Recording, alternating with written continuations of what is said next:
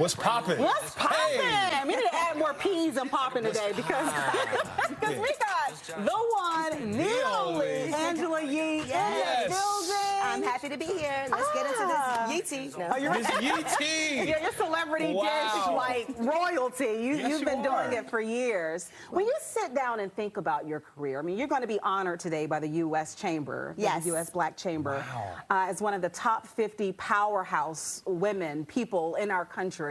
What goes through your heart and mind when you hear that? Man, you know, it's interesting because I'm always moving around and doing things, so sometimes I don't take the time to even think about it. You just do it.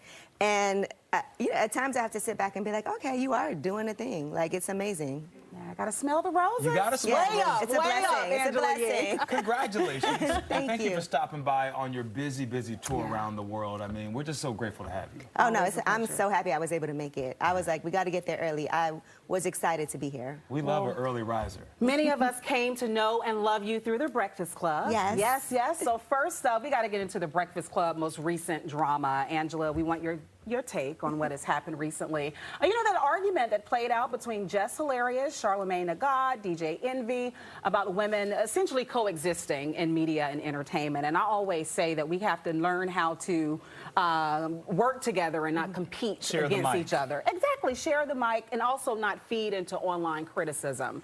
Most recently, we learned that Loren Lorosa, who's a producer there, obviously has been filling in for Jess Hilarious when she was on maternity leave. She's now launching a new podcast called The Latest with Loren Lorosa. Now, the show is described as an extension of her popular segment on The Breakfast Club, where she breaks down the latest in news and pop culture. I'll begin with your thoughts on that and the overall drama that we all heard on the airwaves. Well, I would say this. When I initially left, they did say they were going to hire 2 people. So that was always the plan. So and I'm going to be honest, I don't know what's communicated to anybody. I know Jess was out on maternity leave, and I know that's tough, too, coming back. I know she's expressed, you know, having a baby, postpartum, all of those things take a toll. And Loren works really hard. And Jess does, too. Like, she's on the road, and I think part of why they hired her was because of that. Like, she does comedy shows, she goes on the road. That adds a lot to the show. Has a strong following. Yeah. But I think a lot of times it is social media that tends to get people riled up. It's outside forces. It's not what's in the room, and that's what makes tension sometimes build. But what is good is when you can have a blow up and then work through it. And so we just have to see it publicly play out. But I think it looks like they're really working through it. And I feel like this can be an advantage because a lot of people can relate to blow-ups in the workplace, and then how do you move forward from that? Because sometimes the resentment can just build and build and build, and then everything falls apart. But if you can catch it early on, that's a good way to make sure, let's squash this. So if you knew that they were going to the 2 people or 2 women model, I don't know if it was 2 women, but 2 additional people, how is it that didn't get communicated to Jess Hilarious, or at least it appears that way? Well, I'm not sure what they communicated, but I know the plan always was, even when I was there, they were like, we should add another person. Okay. And so it was always like, okay, you know, we're going to hire 2 people. And I feel like they've said that. So I'm not sure what was said. They both did. They both kind of mentioned that, you know, this was always a part of the original plan.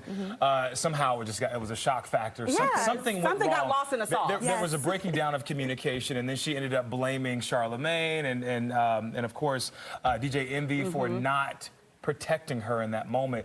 But then she pointed back to you. Yeah. Why did she do that? She just said I'm not crazy, and you know, I knew that. but what was she alluding to? You know what? I saw her one time. We had like a women's event, and we didn't even have a chance. It was all the women at iHeart, so we haven't really had a chance to even break it down. I think she meant it more as a compliment, like, Angela is not crazy, because people thought I was crazy for leaving the show. Sometimes people think as the woman, you're the problem. And so when something like this happens, it's like, you know, she's not crazy. Like, people, who knows who said that, but Yeah, I thought she was alluding to the fact that maybe you went through something similar behind the scenes and you can relate, and hey, she's not crazy, and I'm not either. That's how I took it. I think all of us took it that way. We were just like, wait, how did Angela get involved in this? Right. We love Angela. I don't know. I haven't even had a chance. We saw each other. We were doing like these little group sessions, and we were like, we'll talk later. And I'm sure you guys will then I left to go to Memphis. Yeah, I hope that conversation happens, because I think both women are equally talented in their own, you know, arena. They bring something different to the table. I think Jess is hilarious. hobbyist, 'cause, you know. And then Loren is a journalist. So I think if they can figure out how to balance those things, and sometimes it's also the conversation of, okay, when do I jump in? Because I also think it's important before a break to sit down and be like, okay, this is what we're about to talk about. What's your point of view? What's your point of view? We do that every day. We do that every single day. I don't know that they are or aren't doing that, but I think maybe that has to be something that's even more ingrained. But then we're collaborating and not competing. That's the difference. difference. And you know, one of the things that came out of this is just the conversation around, should people in workspaces, particularly two black women coming together, should this have been done on air? Should this have been or on social media?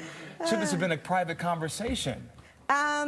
You know, I feel like on The Breakfast Club, they do like things to play out on air. And so that's an argument that can be had, but it's also part of, I think, the allure of the show has always been people feeling like part of it.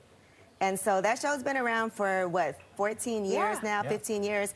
And so I think that part of what people like is they feel like we want to see the inside workings of what's happening. Yeah, and breaking so that fourth there's wall. nothing more inside. And then I think also Jess publicly put out her live, and so that is what is the reason why. How do you not address it at all? That's right. Because you can't just move on and people are like, what happened, what happened, what happened? Well, let's let it play out. Got it. Well, thank you for sounding on. This is from the Queen, too. The Queen. They needed two people to fill your seat. Yeah, they need to sit down and talk. That should have happened first, actually. Exactly. All right, well, they say nobody wins when the family feuds, actual families, for real, for real. That seems to be the case for the Braxtons. During a recent appearance on The Sherry Show, Tamar got candid about blocking her sisters on social media. Here's what she had to say. You blocked your sister. Indeed. You blocked Tony? Yeah. Why you blocked her? I block all my sisters all the time. Really? Yeah. They work on my nerves to get blocked.